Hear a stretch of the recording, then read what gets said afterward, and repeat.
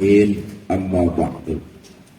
Yang terhormat pimpinan dan manajemen IGP Group, yang saya hormati dan saya cintai seluruh keluarga besar IGP Group.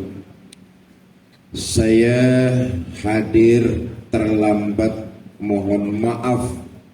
Yang mestinya tausiah sebelum maghrib, karena sampai pas bener maghrib macet di Jakarta luar biasa. Saya mohon waktu sambil makan dibagiin kotak nasi, silakan dimakan, dinikmati sambil mendengarkan tausiah singkat dari saya. Ibu bapak keluarga besar IGP yang saya cintai, Muslim sejati adalah mereka yang punya semangat kerja tinggi. Ia menghargai pekerjaan bukan cuma sebagai sebuah kewajiban, tapi ia mampu ikut berpartisipasi dan berkontribusi dalam membangun dan mensejahterakan masyarakat. Umat Islam dalam bekerja bukan persoalan dari tangan ke mulut, dari mulut turun ke perut. Tapi umat Islam dalam hal bekerja, apa yang bisa ia kontribusikan untuk kemaslahatan masyarakat banyak. Inilah orang Islam. Jadi urusan bekerja bukan cuma dari tangan ke mulut, dari mulut turun ke perut. Tapi bagaimana seseorang harus mampu bermanfaat buat orang lain. Nah, kita lihat, saudara, puasa ini melatih kita untuk jadi manusia yang jujur. Maka umat Islam dalam bekerja, disiplin dan kejujuran itu yang dipegang teguh oleh umat Islam. Kenapa? Tiap tahun lewat puasa dia dilatih dan dididik untuk punya sifat jujur. Kita lihat. Kurang lebih kita berpuasa ini 12 jam, kurang lebih begitu. Dari terbitnya fajar sampai tadi terdengarnya azan maghrib, kurang lebih 12 jam. Dalam kurun waktu 12 jam, kita menanamkan hal kepada diri kita untuk berlaku jujur kepada Allah Subhanahu wa Ta'ala. Apa buktinya? Saudara lihat, dari mulai imsak tadi pagi, kita selalu menghindarkan diri dari hal-hal yang membatalkan puasa. Betul apa tidak? Itu artinya kita mempelajari diri kita untuk bersikap jujur. Sedang melaksanakan berpuasa, jujur kepada Allah, jauhi hal-hal yang membatalkan ibadah puasa. Contoh lain nih. Tadi waktu sholat zuhur berjamaah, sholat asar berjamaah, ketika saudara ngambil air wudhu, waktu berkumur, saudara korupsi seteguk. Saya tanya, pimpinan tahu apa enggak? Jangankan pimpinan, teman sebelah aja pasti enggak tahu kalau kita korupsi seteguk. Betul apa enggak? Rada jauhan dikit nih. Jangankan pimpinan, jangankan satpam, teman sebelah kita berwudu nggak bakalan tahu kalau kita korupsi seteguk. Tapi kenapa kita tidak lakukan? Kita sedang melatih pola jujur dalam kehidupan diri kita. Inilah umat Islam. Seorang pekerja, seorang muslim bekerja, dia selalu membawa nilai-nilai kejujuran. Kenapa? Dilatih selama 1 bulan penuh lewat puasa Ramadan. Dia berlaku, bersifat jujur kepada Allah Subhanahu wa Ta'ala. Saudara, kalau kita takutnya cuma sama pimpinan, Kalau kita takutnya cuma sama polisi, kalau kita takutnya cuma sama mertua, kalau kita takutnya cuma sama jaksa, banyak tempat buat kita ngumpet terhindar dari mereka semua. Saudara, takut sama mertua nggak enak gara-gara nggak kerja. Banyak nggak tempat ngumpet yang mertua kagak bakalan tahu? Banyak. Saudara nggak ikut acara buka bersama, takut sama pimpinan. Di ruangan lain banyak ruangan yang kira-kira pimpinan nggak bakalan lihat saudara. Tapi kalau kita dilatih oleh Ramadan 1 bulan ini untuk takut dan jujur kepada Allah, ini akan melekat, ini akan jati diri kita. Jadi jati diri kita pantas kalau kita keluar nanti dari bulan Ramadan, kita menjadi manusia-manusia yang berperilaku jujur, dibentuk oleh puasa Ramadan. Karena itu umat Islam yang dilatih dan dididik dari Ramadan, maka dia menghadapi 11 bulan ke depan, insya Allah di dalam hatinya tertanam perasaan jujur. Apa sebab? Nggak ada pengaruhnya ada pimpinan atau tidak, pokoknya saya akan berlaku jujur. Apa sebab? Dimanapun saya pergi, kemanapun saya berada, Allah selalu bersama saya. Nih dia nih, Muslim kalau dia berhasil dibentuk puasanya, maka nilai-nilai jujur tertanam di hatinya. Dia sudah tidak lagi berpengaruh kepada pimpinan. Ada pimpinan apa tidak, saya bekerja harus jujur. Ada pimpinan atau tidak, saya berbuat harus jujur. Ada pimpinan atau tidak, saya harus bermanfaat jujur buat orang banyak. Bapak Ibu, saudara-saudara kaum muslimin yang saya muliakan, dengan puasa kita melatih sifat jujur untuk muncul ke permukaan. Kalau sifat jujur ini terlatih, muncul ke permukaan, lalu menjadi kepribadian kita, insya Allah etos kita bekerja akan makin semangat. Apa sebab?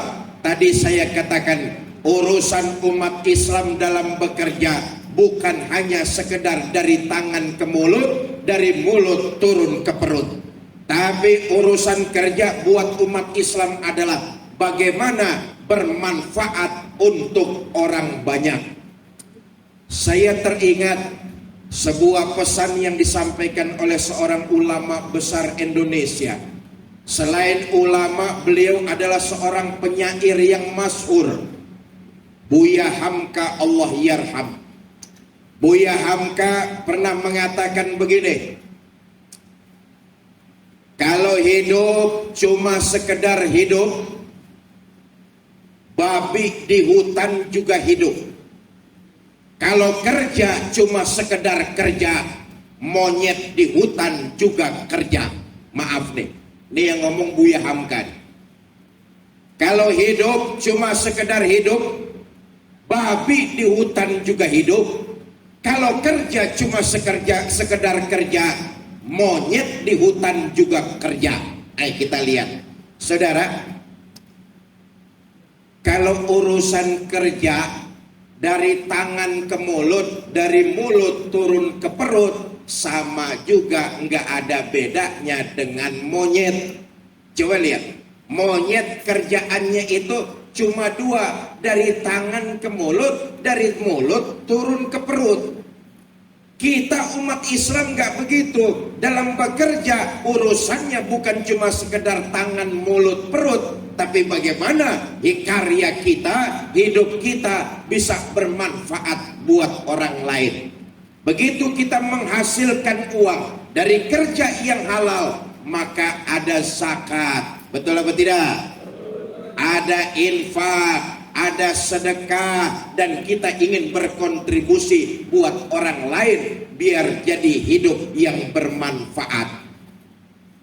Bapak Ibu, saudara-saudara keluarga besar IGP yang saya cintai.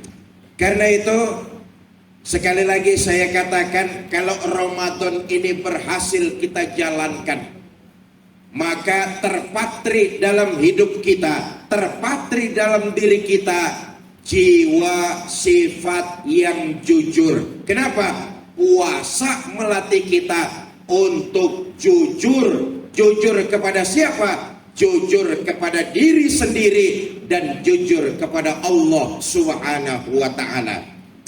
Saya tutup dengan satu kisah.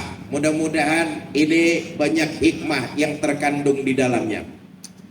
Dahulu ada seorang santri mondok di salah satu pesantren. Saudara silakan saja sambil menikmati nasi kotak yang diberikan oleh panitia. Dahulu ada santri mondok di salah satu pondok pesantren. Santri ini jago menguasai ilmu faraid.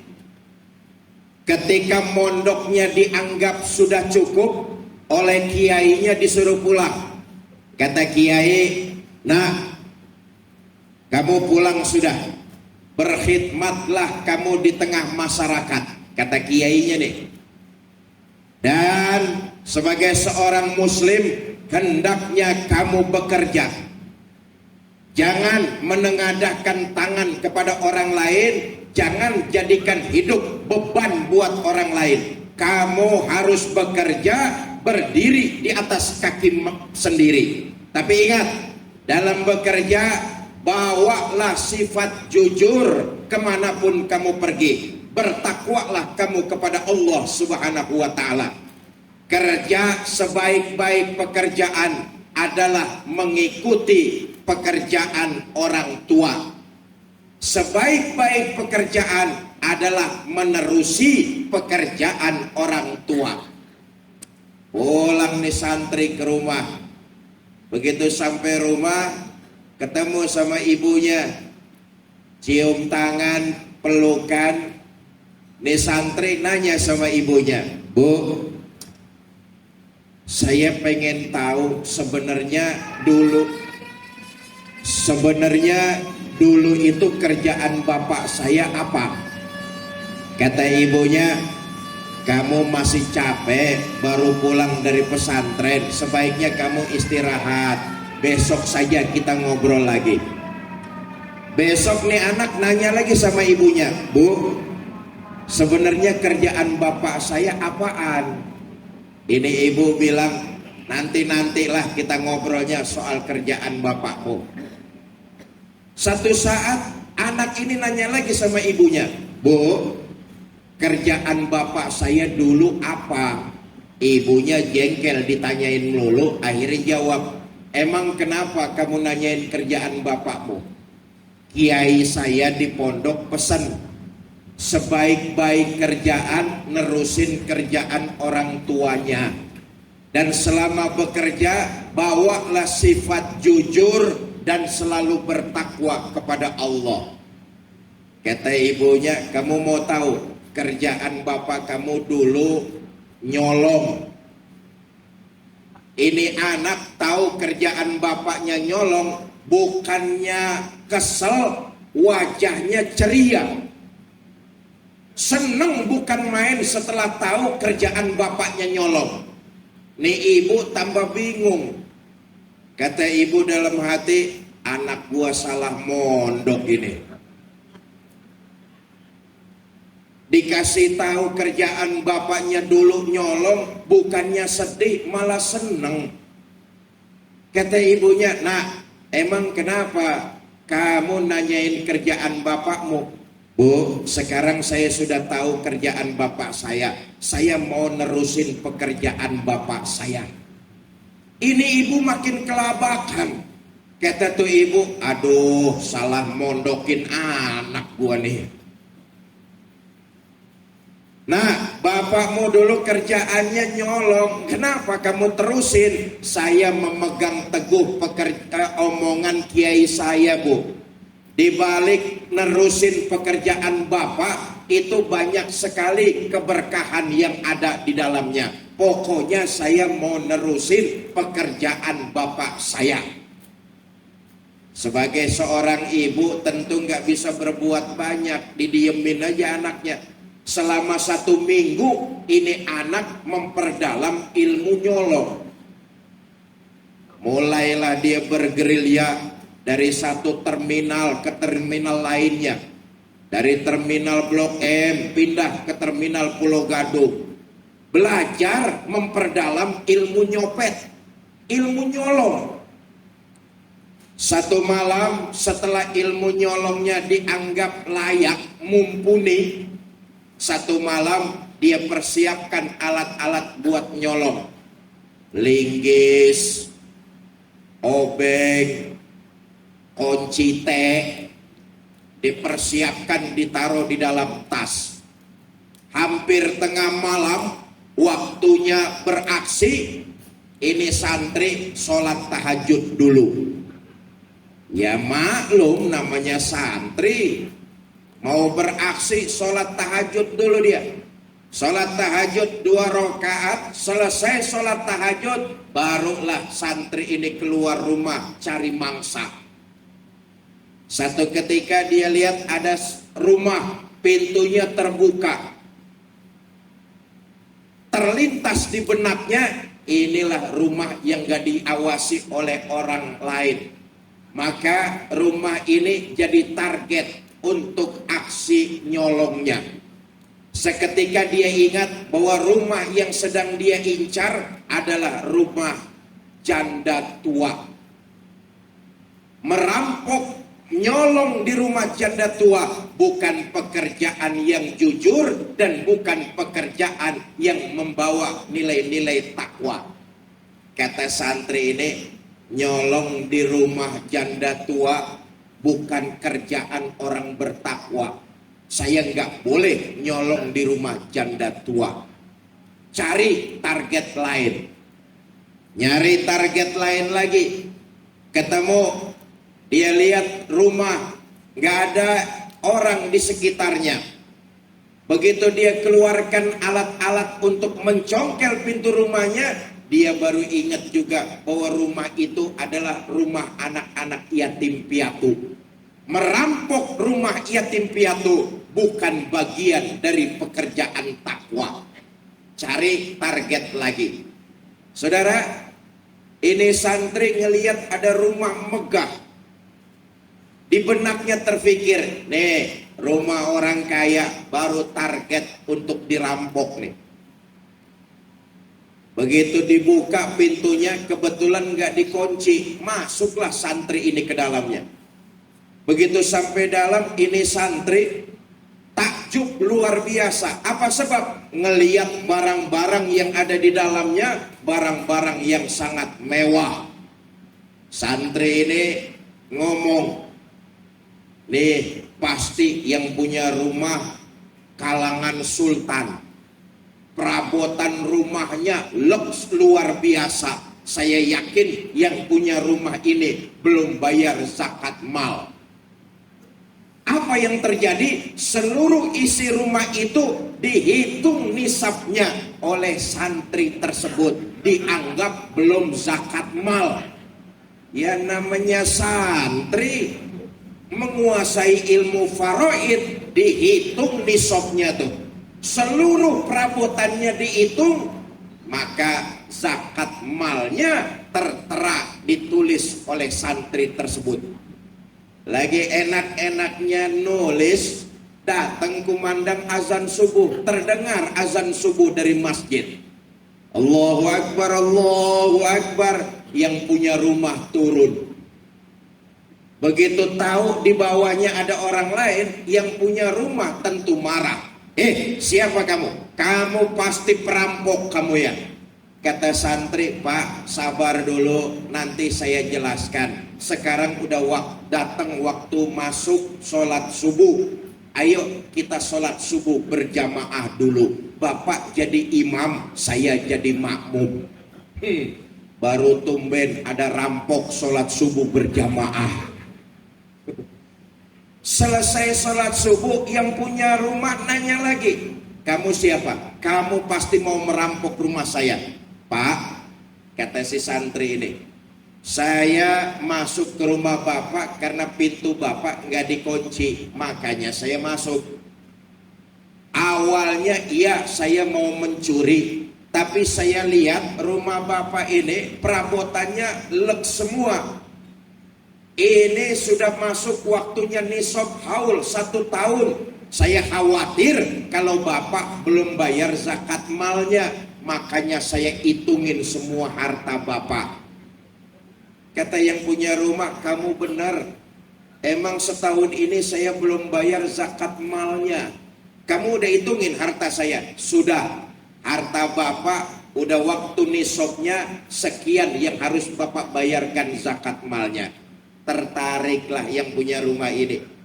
Kata yang punya rumah, Mas, kamu sudah masuk ke rumah saya tanpa izin, maka ada hukumannya. Apa hukumannya, Pak? Kamu saya nikahkan sama anak perempuan saya. Kata si santri ini, Pak, soal nikah sih ntar dulu dah, lihat-lihat juga. Kalau emang cakep, ayo. Kata yang punya rumah, kamu nggak usah khawatir. Saya nikahkan kamu dengan anak perempuan saya. Anak perempuan saya itu luar biasa. Luar biasa bagaimana, Pak? Anak gadis saya itu telinganya tuli, pandangannya buta, kakinya pincang. Ini santri jimprat.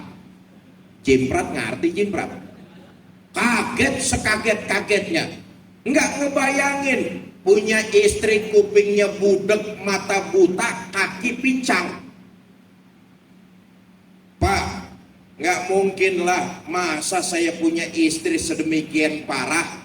Calon mertuanya ngasih tahu, yang saya maksud dek, anak gadis saya itu tuli telinganya, dia nggak pernah dengar omongan ghibah, omongan maksiat dari orang lain. Yang saya maksud anak saya itu buta matanya, dia tidak pernah melihat sesuatu yang dimurkai Allah. Yang saya maksud dia pincang kakinya, dia nggak pernah jalan ke tempat-tempat maksiat. Saya yakin anak gadis saya cocok dengan kamu, maka pinanglah anak gadis saya. Saudara, saya kembali, saya tutup dengan tidak akan pernah ada sia-sia ketika kita hidup memegang nilai-nilai kejujuran.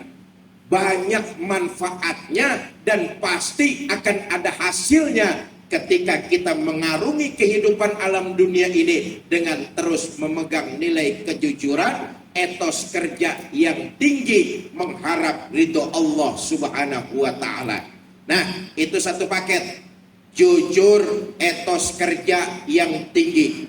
Saudara, orang yang bekerja, dia akan mendapat ganjaran berupa 2 kebahagiaan. Pertama, dia akan mendapat upah di dunia. Yang kedua, dia akan mendapat pahala di akhirat nanti. Begitu istimewanya orang yang bekerja mencari nafkah untuk kemudian membawa manfaat bagi kehidupan sesama umat. Ini saja yang dapat saya sampaikan. Mudah-mudahan ada manfaat, lebih kurang saya mohon maaf. Wallahul muwafiq ila aqwamit thoriq. Assalamualaikum warahmatullahi wabarakatuh.